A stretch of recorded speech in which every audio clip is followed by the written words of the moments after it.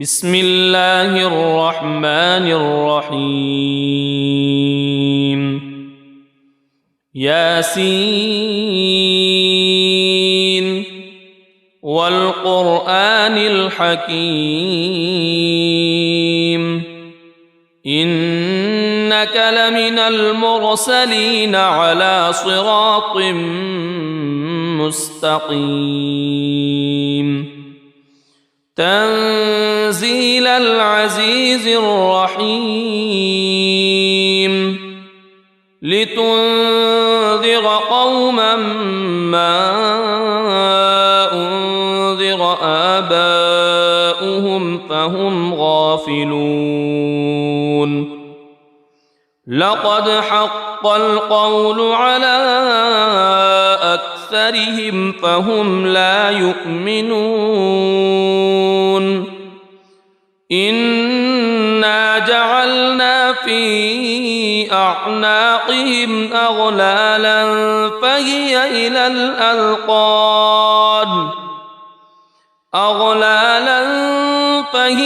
إلى الأذقان فهم مقمحون وجعلنا من بين أيديهم سدا ومن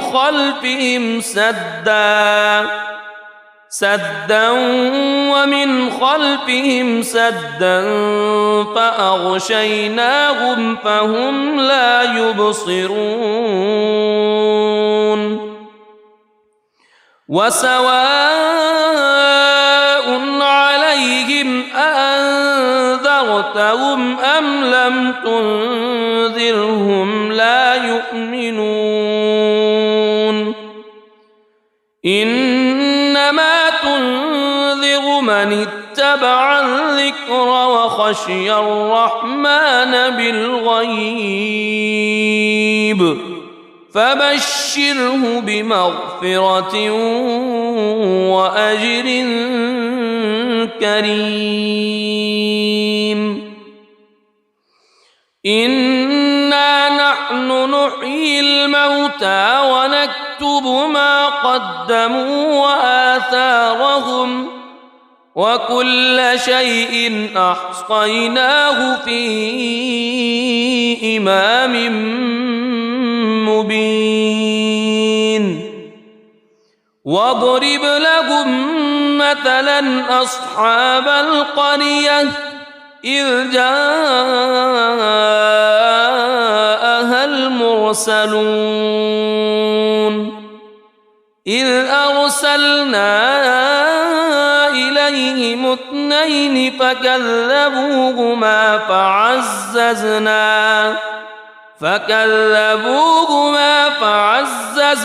بثالث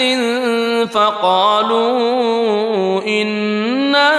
إليكم مرسلون قالوا ما أنتم إلا بشر مثلنا وما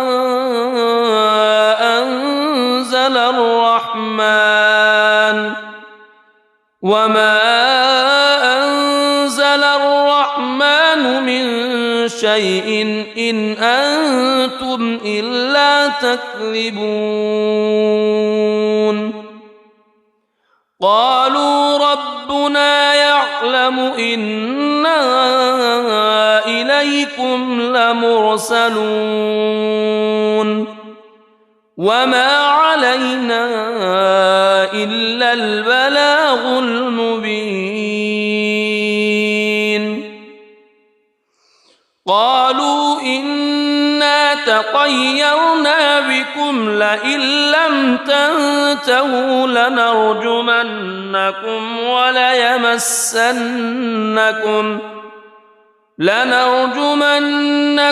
وليمسنكم منا عذاب أليم قالوا طائركم معكم أئن ذكرتم بل أنتم قوم مسرفون وجاء من أقصى المدينة رجل يسعى قال يا قوم اتبعوا المرسلين اتبعوا من لا يسألكم أجرا وهم مهتدون وما لي لا أعبد الذي فطرني وإليه ترجعون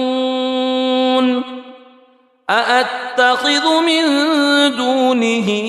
آلهة إن يردني الرحمن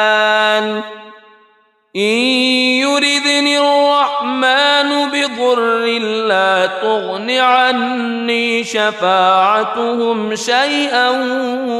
ولا ينقذون إني إذا لفي ضلال مبين إني آمنت بربكم فاسمعون قيل ادخل الجنة قال يا ليت قومي يعلمون بما غفر لي ربي وجعلني من المكرمين وما أنزلنا على قومه من بعده من جند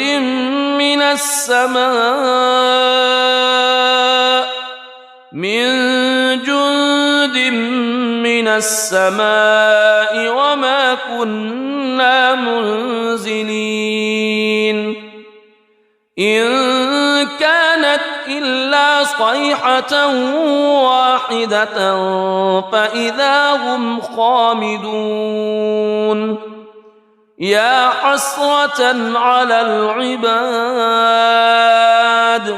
ما يأتيهم من رسول إلا كانوا به يستهزئون ألم يروا كم أهلكنا قبلهم من القرون أنهم إليهم لا يرجعون وإن كل لما جميع لدينا محضرون وآية لهم الأرض الميتة أحييناها وأخرجنا منها حبا فمنه يأكلون وجعلنا فيها جنات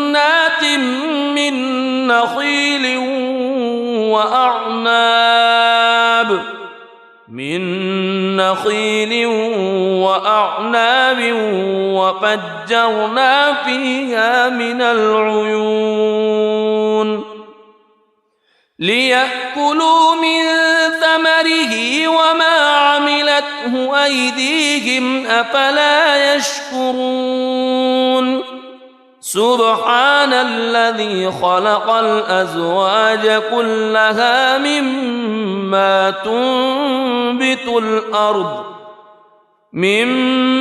تنبت الأرض ومن أنفسهم ومما لا يعلمون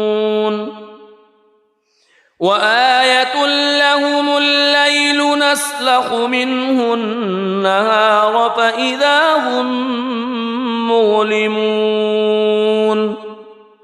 والشمس تجري لمستقر لها ذلك تقدير العزيز العليم والقمر قدرناه منازل حتى عاد كالعرجون القديم لا الشمس ينبغي لها أن تدرك القمر ولا الليل سابق النهار وكل في فلك يسبحون وآية لهم أنا حملنا ذريتهم في الفلك المشحون وخلقنا لهم من مثله ما يركبون وإن نشأ نغرقهم فلا صريخ لهم ولا هم ينقذون إلا رحمة منا ومتاعا إلى حين وإذا قيل لهم اتقوا ما بين أيديكم وما خلفكم لعلكم ترحمون وما تأتيهم من آية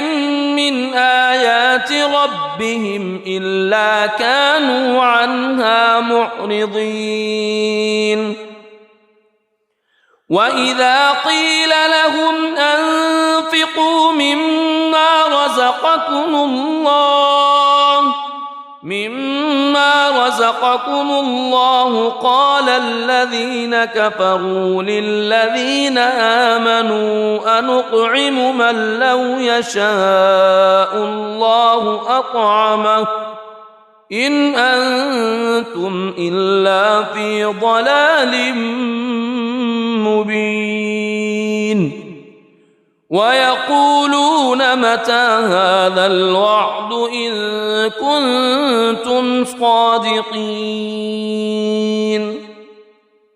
ما ينظرون إلا صيحة واحدة تأخذهم وهم يخصمون فلا يستطيعون توصية ولا إلى أهلهم يرجعون ونفخ في الصور فإذا هم من الأجداث إلى ربهم ينسلون قالوا يا ويلنا من بعثنا من مرقدنا هذا ما وعد الرحمن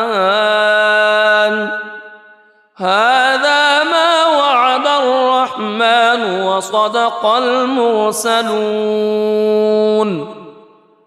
إن كانت إلا صيحة واحدة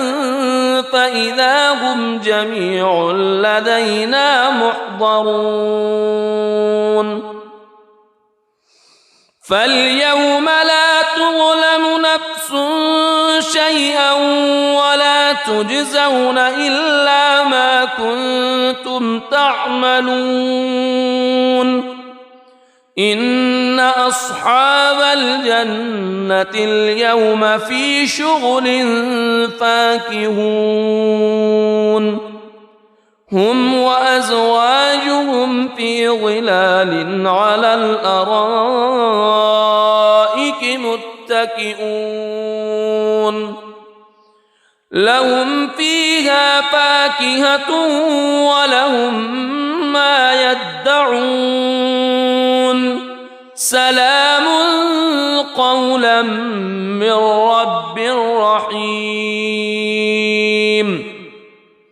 وامتازوا اليوم أيها المجرمون ألم أعهد إليكم يا بني ألا تعبدوا الشيطان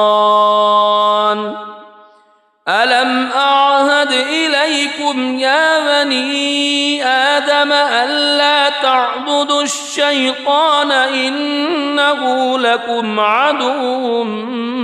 مبين وأن اعبدوني هذا صراط مستقيم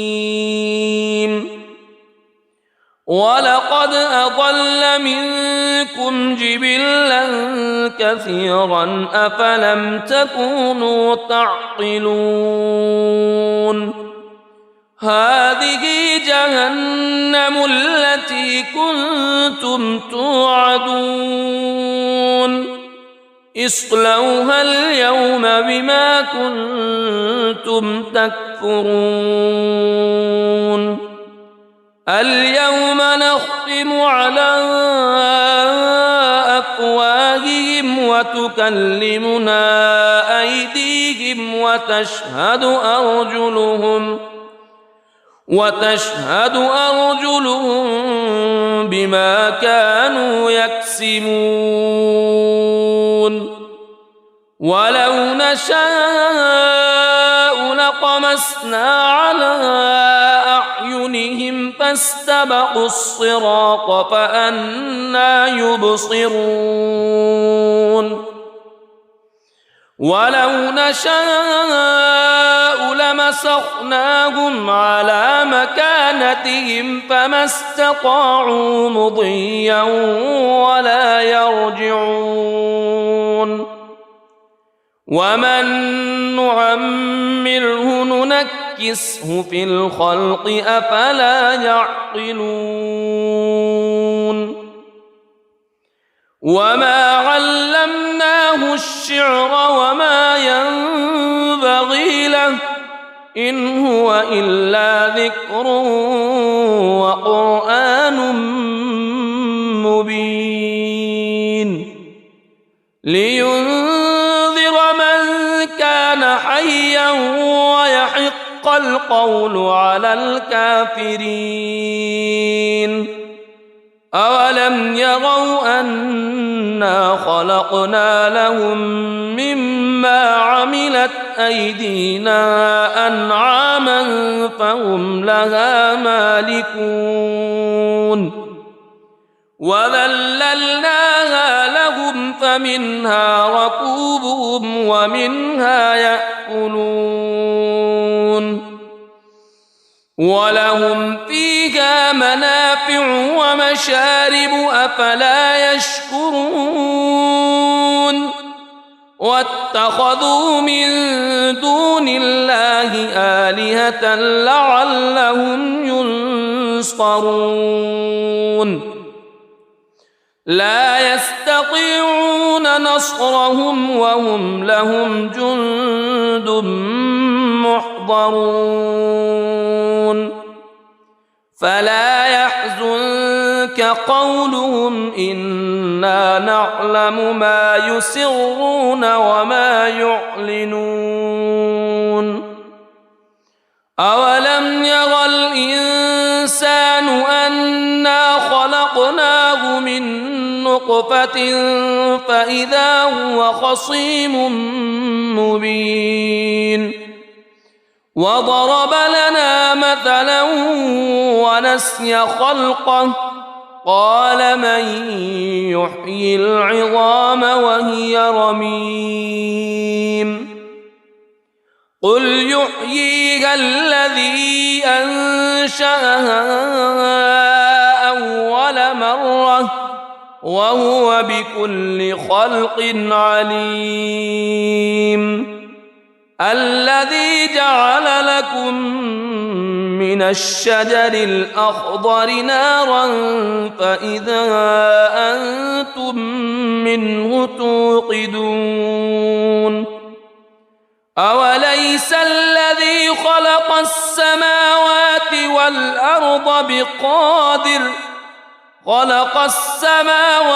والأرض بقادر على أن يخلق مثلهم بلى وهو الخلاق العليم إنما أمره إذا أراد شيئا أن يقول له كن فيكون فسبحان الذي بيده ملكوت كل شيء وإليه ترجعون بسم الله الرحمن الرحيم الرحمن علم القرآن خلق الإنسان علمه البيان الشمس والقمر بحسبان والنجم والشجر يسجدان والسماء رفعها ووضع الميزان ألا تطغوا في الميزان وأقيموا الوزن بالقسط ولا تخسروا الميزان والأرض وضعها للأنام فيها فاكهة والنخل ذات الأكمام والحب ذو العصف والريحان فبأي آلاء ربكما تكذبان خلق الإنسان من صلصال كالفخار وخلق الجان من مارج من نار فبأي آلاء ربكما تكذبان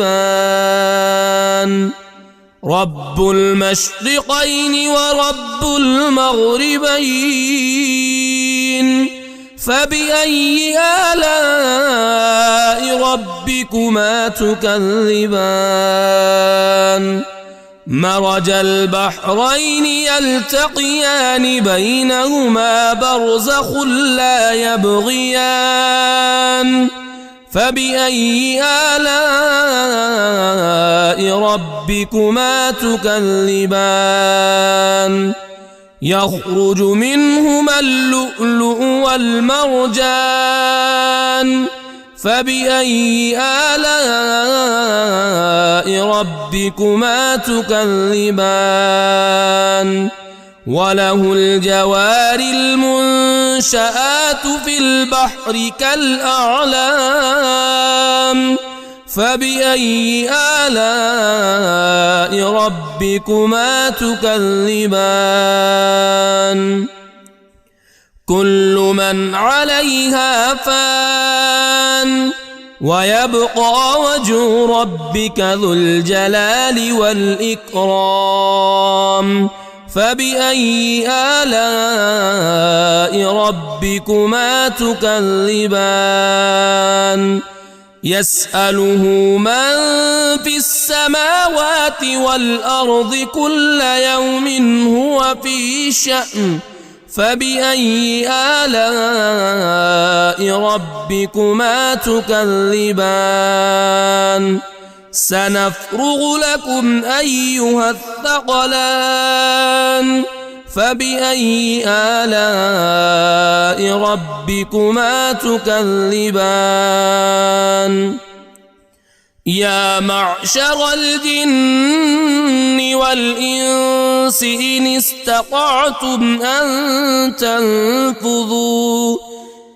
استطعتم أن تنفذوا من أقطار السماوات والأرض فانفذوا لا تنفذون إلا بسلطان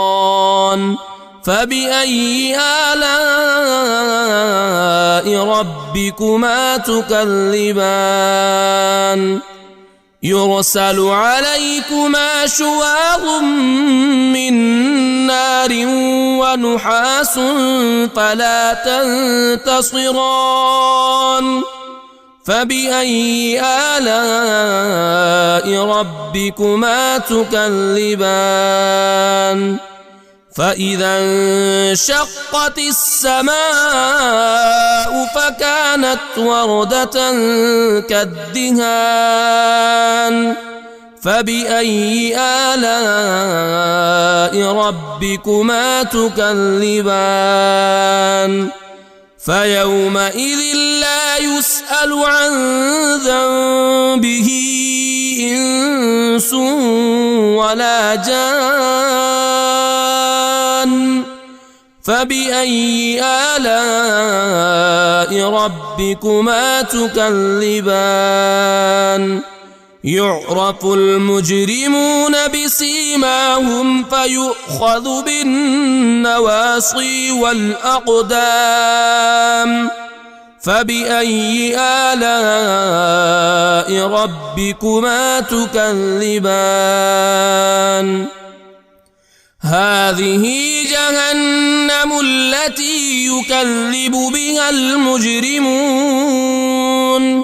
يطوفون بينها وبين حميم آن فبأي آلاء ربكما تكذبان ولمن خاف مقام ربه جنتان فبأي آلاء ربكما تكذبان ذواتا أفنان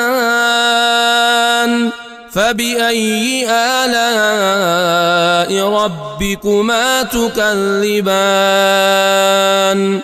فيهما عينان تجريان فبأي آلاء ربكما تكذبان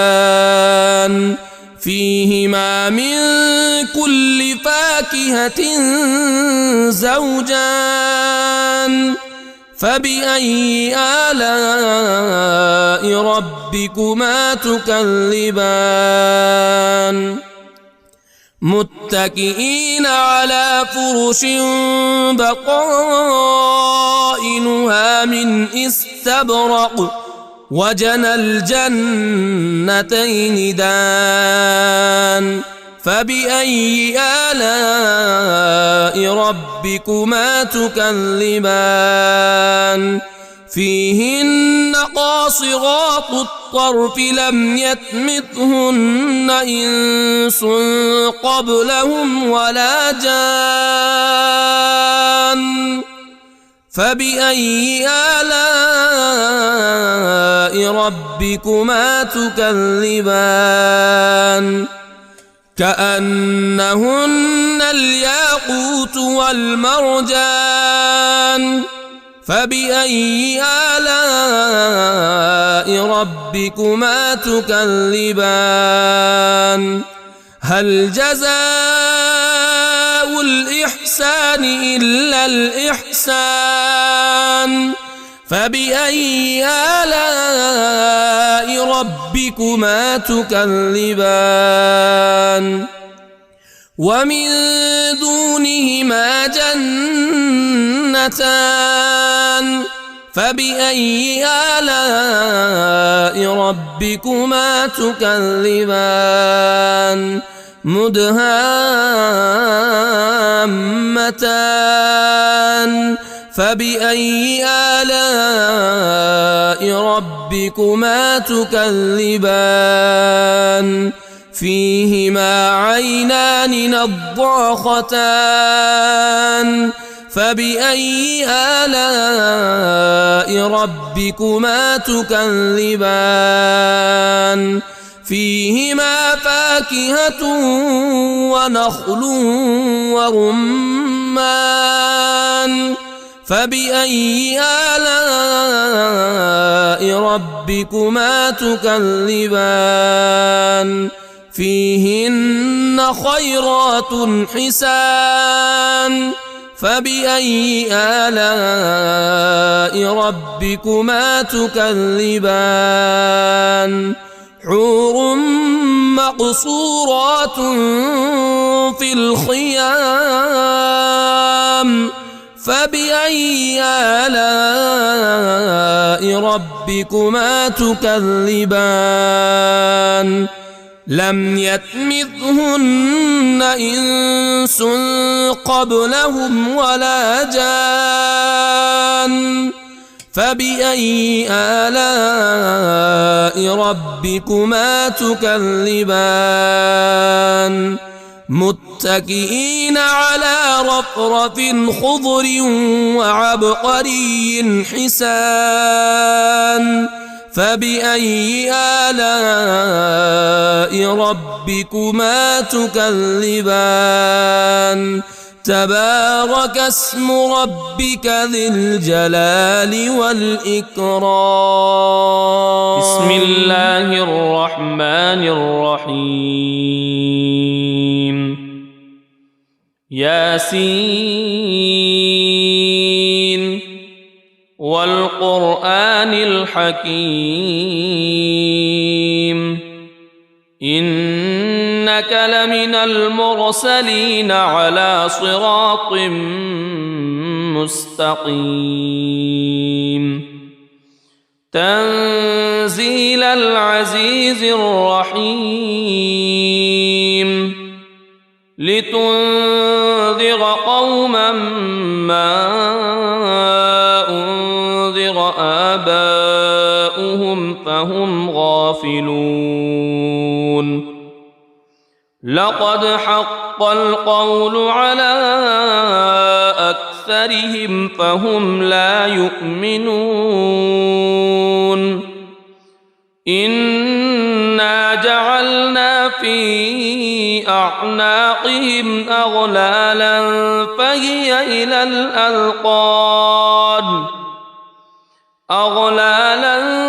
فهي إلى الأذقان فهم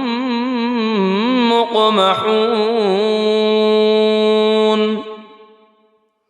وجعلنا من بين أيديهم سدا ومن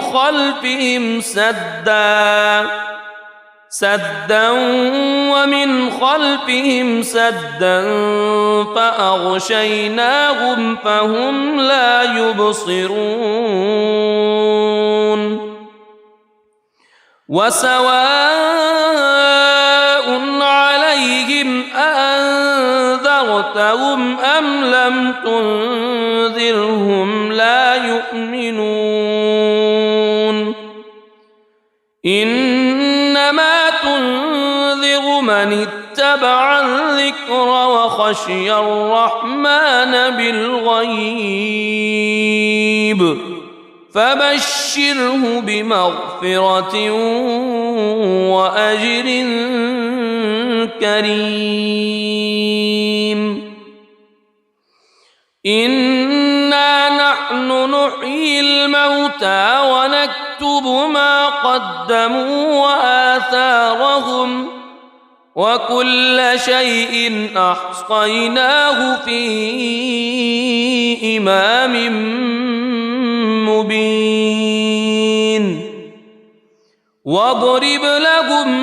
مثلا أصحاب القرية إذ جاءها المرسلون إذ أرسلنا إليهم اثنين فكذبوهما فعززنا بثالث فقالوا إنا إليكم مرسلون قالوا ما أنتم إلا بشر مثلنا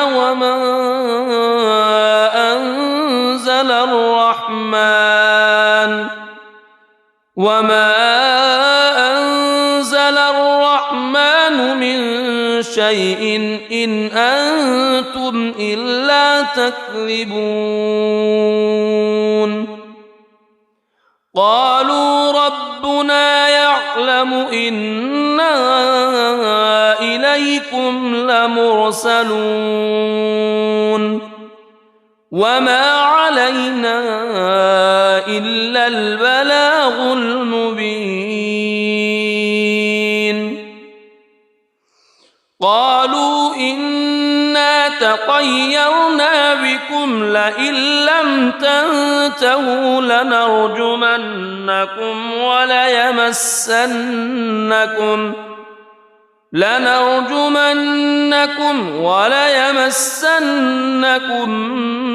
منا عذاب أليم قالوا طائركم معكم أئن ذكرتم بل أنتم قوم مسرفون وجاء من أقصى المدينة رجل يسعى قال يا قوم اتبعوا المرسلين اتبعوا من لا يسألكم أجرا وهم مهتدون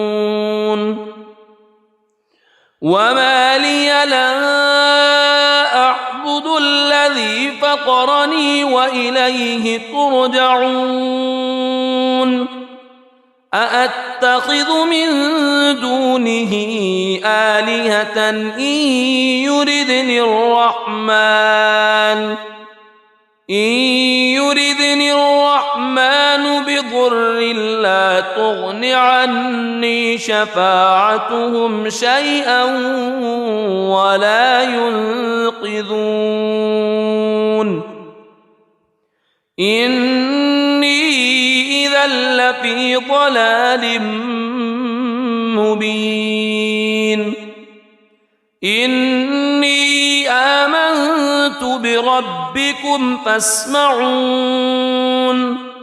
قيل ادخل الجنة قال يا ليت قومي يعلمون بما غفر لي ربي وجعلني من المكرمين وما أنزلنا على قومه من بعده من جند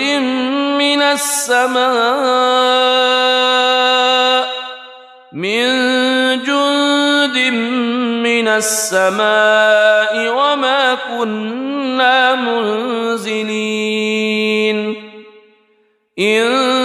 كانت إلا صيحة واحدة فإذا هم خامدون يا حسرة على العباد ما يأتيهم من رسول إلا كانوا به يستهزئون ألم يروا كم أهلكنا قبلهم من القرون أنهم إليهم لا يرجعون وإن كل لما جميع لدينا محضرون وآية لهم الأرض الميتة أحييناها وأخرجنا منها حبا فمنه يأكلون وجعلنا فيها جنات من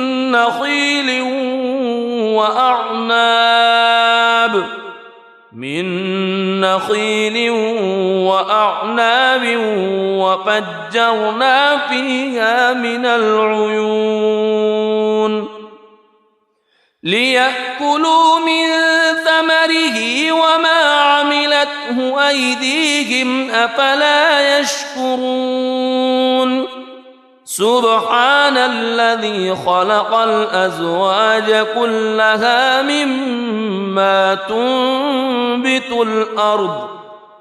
مما تنبت الأرض ومن أنفسهم ومما لا يعلمون وآية لهم الليل نسلخ منه النهار فإذا هم مظلمون والشمس تجري لمستقر لها ذلك تقدير العزيز العليم والقمر قدرناه منازل حتى عاد كالعرجون القديم لا الشمس ينبغي لها أن تدرك القمر ولا الليل سابق النهار وكل في فلك يسبحون وآية لهم أنا حملنا ذريتهم في الفلك المشحون وخلقنا لهم من مثله ما يركبون وإن نشأ نغرقهم فلا صريخ لهم ولا هم ينقذون إلا رحمة منا ومتاعا إلى حين وإذا قيل لهم اتقوا ما بين أيديكم وما خلفكم لعلكم ترحمون وما تأتيهم من آية من آيات ربهم إلا كانوا عنها معرضين وإذا قيل لهم أنفقوا مما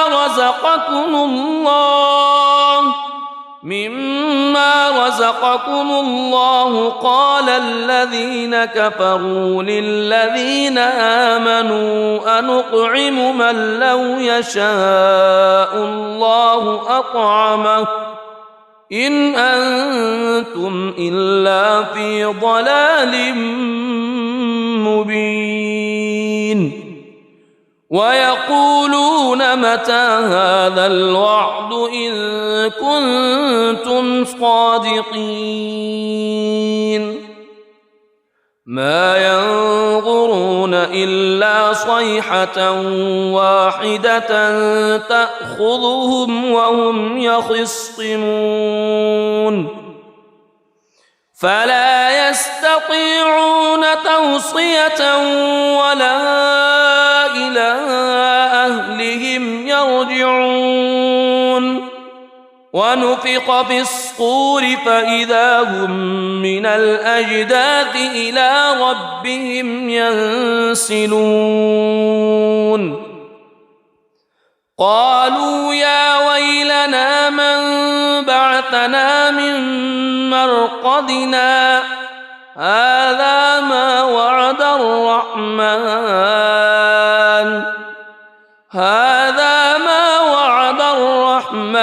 وصدق المرسلون إن كانت إلا صيحة واحدة فإذا هم جميع لدينا محضرون فاليوم لا تظلم نفس شيئا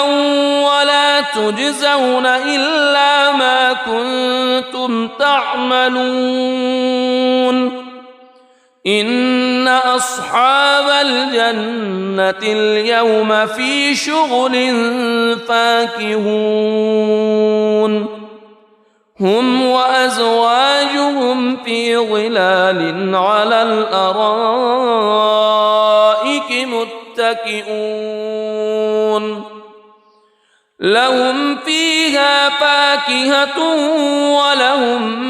ما يدعون سلام قولا من رب رحيم وامتازوا اليوم أيها المجرمون ألم أعهد إليكم يا بني ألا تعبدوا الشيطان ألم أعهد إليكم يا بني آدم ألا تعبدوا الشيطان إنه لكم عدو مبين وأن اعبدوني هذا صراط مستقيم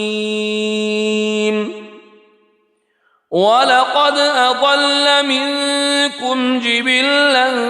كثيرا أفلم تكونوا تعقلون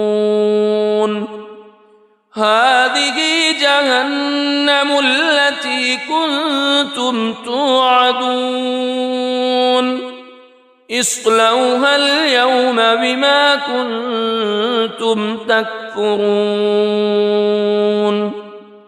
اليوم نختم على أفواههم وتكلمنا أيديهم وتشهد أرجلهم بما كانوا يكسبون ولو نشاء لطمسنا على أعينهم فاستبقوا الصراط فأنى يبصرون ولو نشاء لمسخناهم على مكانتهم فما استطاعوا مضيا ولا يرجعون ومن نعمره ننكسه في الخلق أفلا يعقلون وما علمناه الشعر وما ينبغي له إن هو إلا ذكر وقرآن مبين لينذر من كان حيا ويحق القول على الكافرين أولم يروا أنا خلقنا لهم مما عملت أيدينا أنعاما فهم لها مالكون وذللناها لهم فمنها ركوبهم ومنها يأكلون ولهم فيها منافع ومشارب أفلا يشكرون واتخذوا من دون الله آلهة لعلهم ينصرون لا يستطيعون نصرهم وهم لهم جند محضرون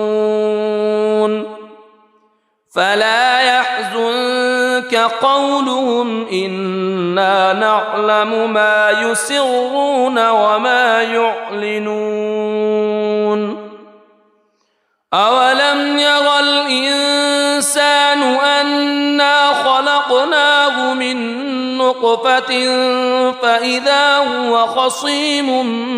مبين وضرب لنا مثلا ونسي خلقه قال من يحيي العظام وهي رميم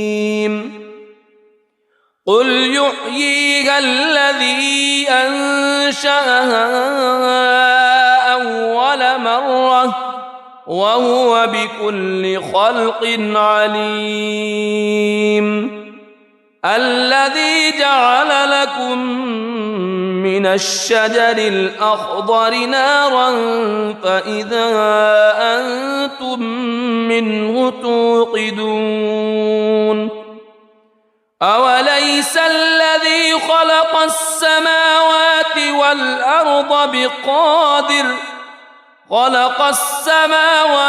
والأرض بقادر على أن يخلق مثلهم بلى وهو الخلاق العليم إنما أمره إذا أراد شيئا أن يقول له كن فيكون فسبحان الذي الذي بيده ملكوت كل شيء وإليه ترجعون. بسم الله الرحمن الرحيم. الرحمن علم القرآن خلق الإنسان علمه البيان. الشمس والقمر بحسبان والنجم والشجر يسجدان. والسماء رفعها ووضع الميزان ألا تطغوا في الميزان وأقيموا الوزن بالقسط ولا تخسروا الميزان. والأرض وضعها للأنام فيها فاكهة والنخل ذات الأكمام والحب ذو العصف والريحان. فبأي آلاء ربكما تكذبان؟ خلق الإنسان من صلصال كالفخار وخلق الجان من مارج من نار. فبأي آلاء ربكما تكذبان؟ رب المشرقين ورب المغربين. فبأي آلاء ربكما تكذبان؟ مرج البحرين يلتقيان بينهما برزخ لا يبغيان. فبأي آلاء ربكما تكذبان؟ يخرج منهما اللؤلؤ والمرجان. فبأي آلاء ربكما تكذبان؟ وله الجوار المنشآت في البحر كالأعلام. فبأي آلاء ربكما تكذبان؟ كل من عليها فان ويبقى وجه ربك ذو الجلال والإكرام. فبأي آلاء ربكما تكذبان؟ يسأله من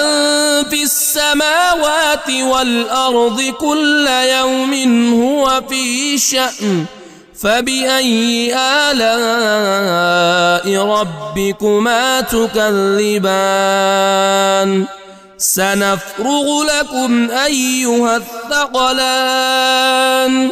فبأي آلاء ربكما تكذبان؟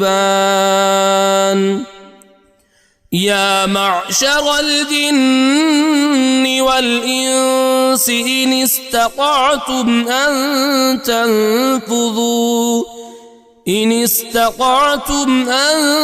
تنفذوا من أقطار السماوات والأرض فانفذوا لا تنفذون إلا بسلطان. فبأي آلاء ربكما تكذبان؟ يرسل عليكما شواظ من نار ونحاس فلا تنتصران. فبأي آلاء ربكما تكذبان؟ فإذا انشقت السماء فكانت وردة كالدهان فبأي آلاء ربكما تكذبان فيومئذ لا يسأل عن ذنبه إنس ولا جان فبأي آلاء ربكما تكذبان يعرف المجرمون بسيماهم فيؤخذ بالنواصي والأقدام فبأي آلاء ربكما تكذبان هذه جهنم التي يكذب بها المجرمون يطوفون بينها وبين حميم آن فبأي آلاء ربكما تكذبان ولمن خاف مقام ربه جنتان فبأي آلاء ربكما تكذبان ذواتا أفنان فبأي آلاء ربكما تكذبان فيهما عينان تجريان فبأي آلاء ربكما تكذبان فيهما من كل فاكهة زوجان فبأي آلاء ربكما تكذبان متكئين على فرش بطائنها من استبرق وجنى الجنتين دان فبأي آلاء ربكما تكذبان فيهن قاصرات الطرف لم يطمثهن إنس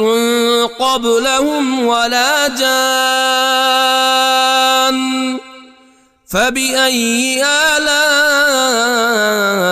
ربكما تكذبان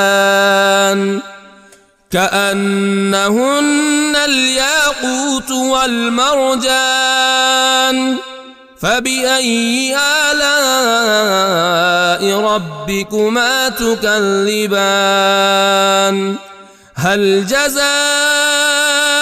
الإحسان إلا الإحسان فبأي آلاء ربكما تكذبان ومن دونهما جنتان فبأي آلاء ربكما تكذبان مدهامتان فبأي آلاء ربكما تكذبان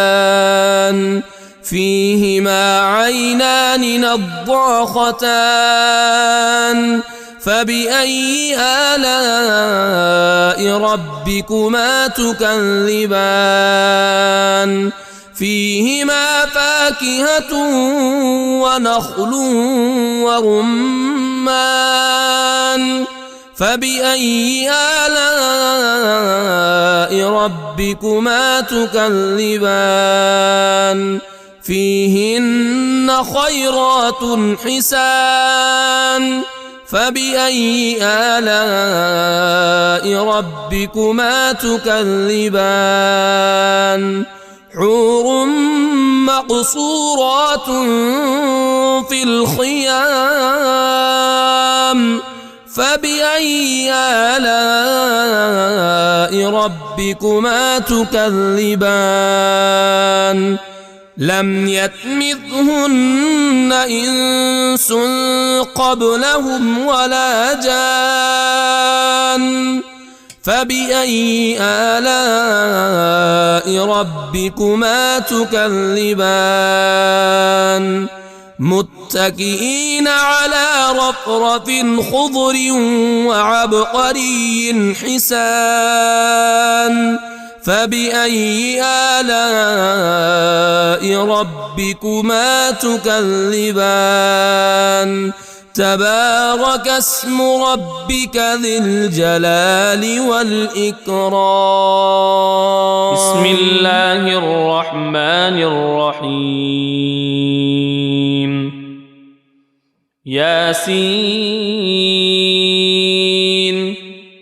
والقرآن الحكيم إنك لمن المرسلين على صراط مستقيم تنزيل العزيز الرحيم لتنذر قوما ما أنذر آباؤهم فهم غافلون لقد حق القول على أكثرهم فهم لا يؤمنون إنا جعلنا في أعناقهم أغلالا فهي إلى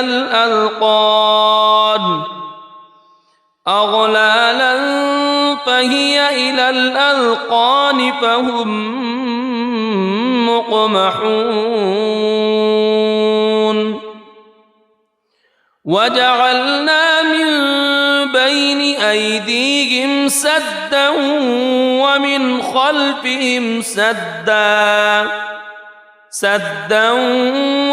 خلفهم سدا فأغشيناهم فهم لا يبصرون وسواء عليهم أأنذرتهم أم لم تنذرهم لا يؤمنون إنما تنذر من اتبع الذكر وخشي الرحمن بالغيب فبشره بمغفرة وأجر كريم إنا نحن نحيي الموتى ونكتب ما قدموا وآثارهم وكل شيء أحصيناه في إمام مبين واضرب لهم مثلا أصحاب القرية إذ جاءها المرسلون إذ أرسلنا إليهم اثنين فكذبوهما فعززنا بثالث فقالوا إنا إليكم مرسلون قالوا ما أنتم إلا بشر مثلنا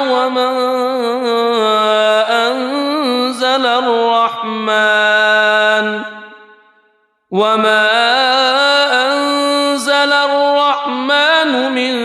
شيء إن أنتم إلا تكذبون قالوا ربنا يعلم إنا إليكم لمرسلون وما علينا إلا البلاغ المبين قالوا إنا تطيرنا بكم لئن لم تنتهوا لنرجمنكم وليمسنكم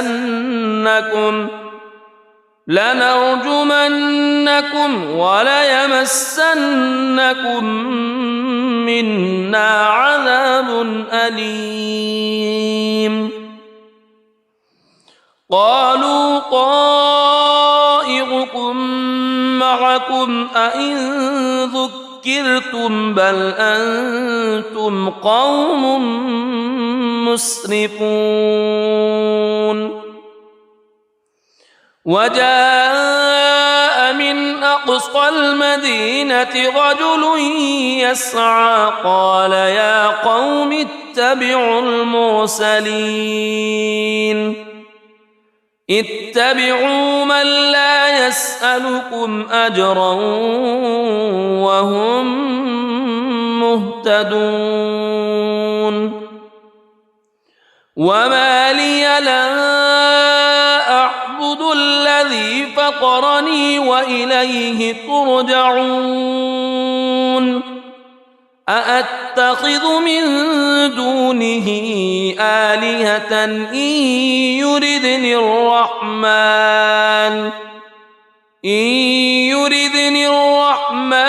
بضر لا تغن عني شفاعتهم شيئا ولا ينقذون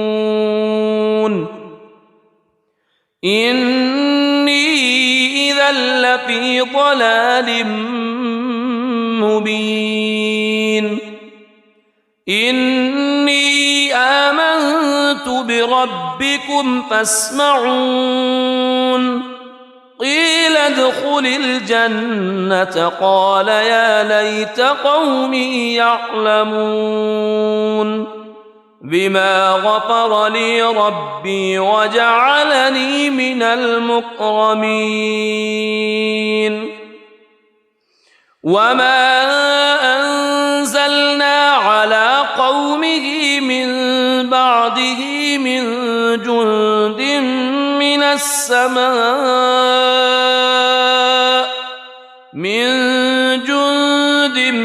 من السماء وما كنا منزلين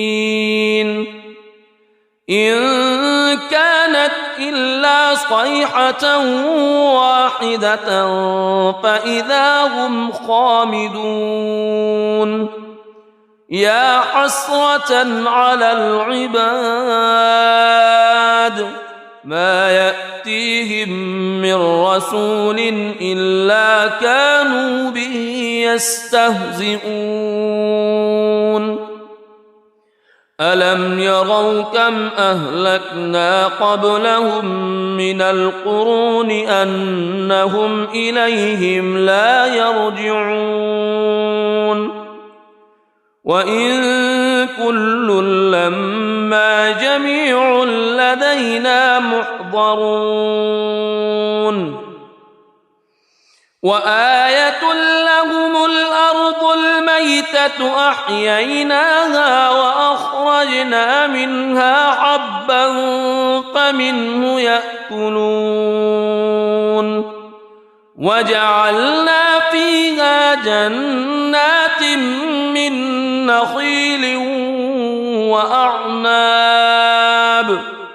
من نخيل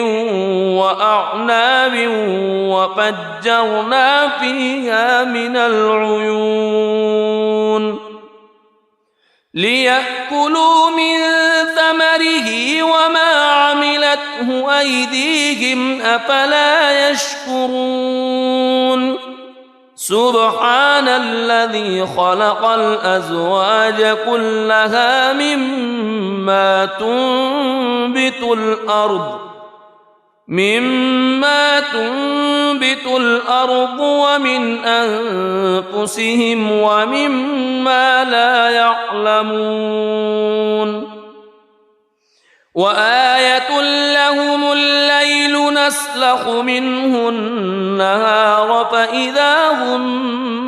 مظلمون والشمس تجري لمستقر لها ذلك تقدير العزيز العليم والقمر قدرناه منازل حتى عاد كالعرجون القديم لا الشمس ينبغي لها أن تدرك القمر ولا الليل سابق النهار وكل في فلك يسبحون وآية لهم أنا حملنا ذريتهم في الفلك المشحون وخلقنا لهم من مثله ما يركبون وإن نشأ نغرقهم فلا صريخ لهم ولا هم ينقذون إلا رحمة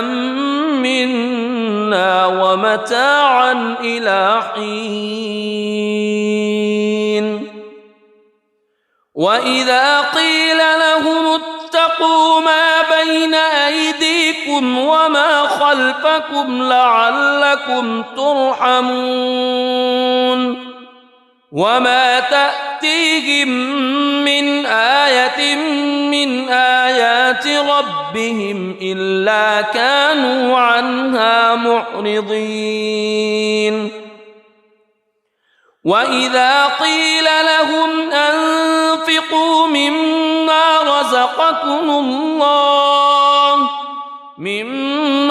رزقكم الله قال الذين كفروا للذين آمنوا أنطعم من لو يشاء الله أطعمه إن أنتم إلا في ضلال مبين ويقولون متى هذا الوعد إن كنتم صادقين ما ينظرون إلا صيحة واحدة تأخذهم وهم يخصمون فلا يستطيعون توصية ولا إلى أهلهم يرجعون ونفخ في الصور فإذا هم من الأجداث إلى ربهم ينسلون قالوا يا ويلنا من بعثنا من مرقدنا هذا ما وعد الرحمن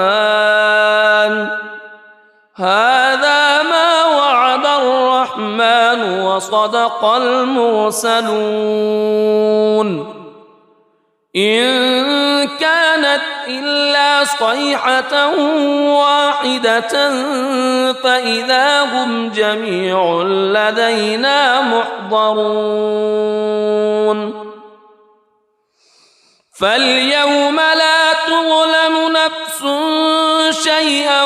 ولا تجزون إلا ما كنتم تعملون إن أصحاب الجنة اليوم في شغل فاكهون هم وأزواجهم في ظلال على الأرائك متكئون لهم فيها فاكهة ولهم ما يدعون سلام قولا من رب رحيم وامتازوا اليوم أيها المجرمون ألم أعهد إليكم يا بني ألا تعبدوا الشيطان ألم أعهد إليكم يا بني آدم ألا تعبدوا الشيطان إنه لكم عدو مبين وأن اعبدوني هذا صراط مستقيم ولقد أضل منكم جبلا كثيرا أفلم تكونوا تعقلون هذه جهنم التي كنتم توعدون اصلوها اليوم بما كنتم تكفرون اليوم نختم على أفواههم وتكلمنا أيديهم وتشهد أرجلهم بما كانوا يكسبون ولو نشاء لطمسنا على أعينهم فاستبقوا الصراط فأنى يبصرون ولو نشاء لمسخناهم على مكانتهم فما استطاعوا مضيا ولا يرجعون ومن نعمره ننكسه في الخلق أفلا يعقلون وما علمناه الشعر وما ينبغي له إن هو إلا ذكر وقرآن مبين لينذر من كان حيا ويحق القول على الكافرين أولم يروا أنا خلقنا لهم مما عملت أيدينا أنعاما فهم لها مالكون وذللناها لهم فمنها ركوبهم ومنها يأكلون ولهم فيها منافع ومشارب أفلا يشكرون واتخذوا من دون الله آلهة لعلهم ينصرون لا يستطيعون نصرهم وهم لهم جند محضرون فلا يحزنك قولهم إنا نعلم ما يسرون وما يعلنون أولم ير الإنسان أنا خلقناه من نطفة فإذا هو خصيم مبين وضرب لنا مثلا ونسي خلقه قال من يحيي العظام وهي رميم قل يحييها الذي أنشأها أول مرة وهو بكل خلق عليم الذي جعل لكم من الشجر الأخضر نارا فإذا أنتم منه توقدون أوليس الذي خلق السماوات والأرض خلق السماوات والأرض بقادر على أن يخلق مثلهم بلى وهو الخلاق العليم إنما أمره إذا أراد شيئا أن يقول له كن فيكون فسبحان الذي بيده ملكوت كل شيء وإليه ترجعون. بسم الله الرحمن الرحيم. الرحمن علم القرآن خلق الإنسان علمه البيان الشمس والقمر بحسبان والنجم والشجر يسجدان والسماء رفعها ووضع الميزان ألا تطغوا في الميزان وأقيموا الوزن بالقسط ولا تخسروا الميزان والأرض وضعها للأنام فيها فاكهة والنخل ذات الأكمام والحب ذو العصف والريحان فبأي آلاء ربكما تكذبان خلق الإنسان من صلصال كالفخار وخلق الجان من مارج من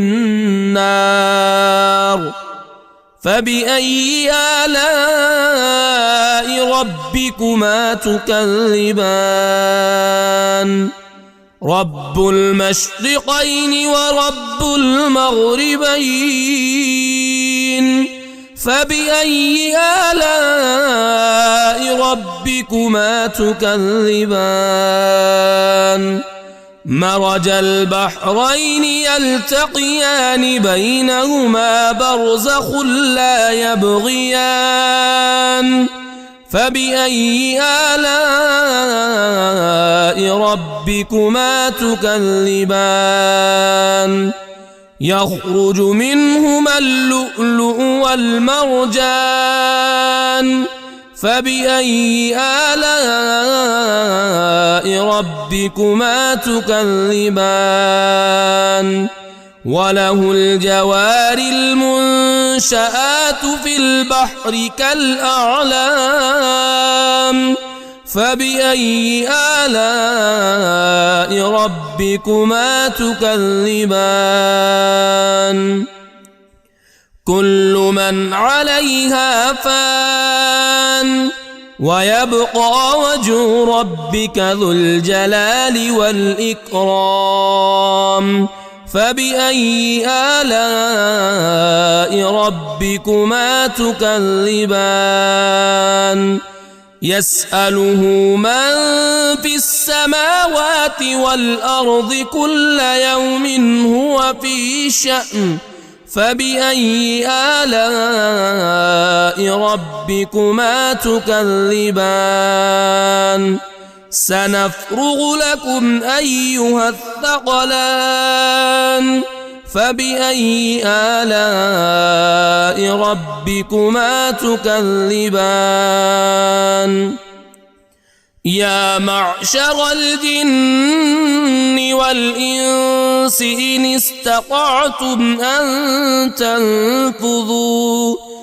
إن استطعتم أن تنفذوا من أقطار السماوات والأرض فانفذوا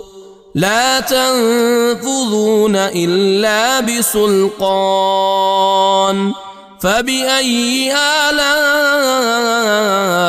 ربكما تكذبان يرسل عليكما شواظ من نار ونحاس فلا تنتصران فبأي آلاء ربكما تكذبان فإذا انشقت السماء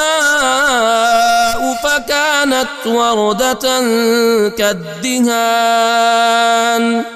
فبأي آلاء ربكما تكذبان فيومئذ لا يسأل عن ذنبه إنس ولا جان فبأي آلاء ربكما تكذبان يعرف المجرمون بسيماهم فيؤخذ بالنواصي والأقدام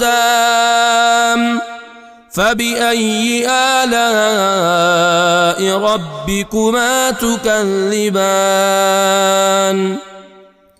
هذه جهنم التي يكذب بها المجرمون يطوفون بينها وبين حميم آن فبأي آلاء ربكما تكذبان ولمن خاف مقام ربه جنتان فبأي آلاء ربكما تكذبان ذواتا أفنان فبأي آلاء ربكما تكذبان فيهما عينان تجريان فبأي آلاء ربكما تكذبان فيهما من كل فاكهة زوجان فبأي آلاء ربكما تكذبان متكئين على فرش بطائنها من استبرق وجنى الجنتين دان فبأي آلاء ربكما تكذبان فيهن قاصرات الطرف لم يطمثهن إنس قبلهم ولا جان فبأي آلاء ربكما تكذبان كأنهن الياقوت والمرجان فبأي آلاء ربكما تكذبان هل جزاء الإحسان إلا الإحسان فبأي آلاء ربكما تكذبان ومن دونهما جنتان فبأي آلاء ربكما تكذبان مدهامتان فبأي آلاء ربكما تكذبان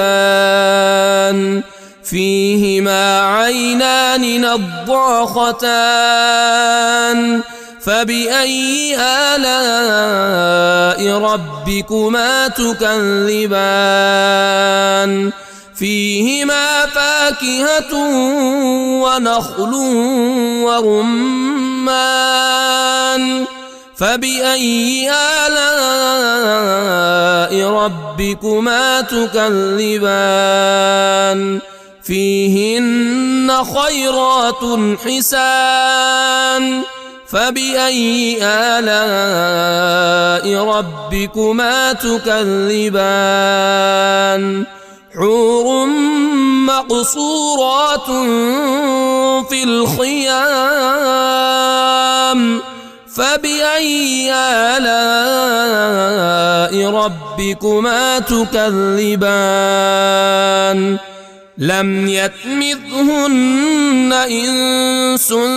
قبلهم ولا جان فبأي آلاء ربكما تكذبان متكئين على رفرف خضر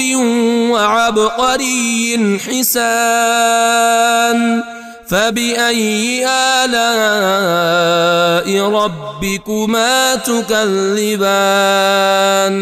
تبارك اسم ربك ذي الجلال والإكرام.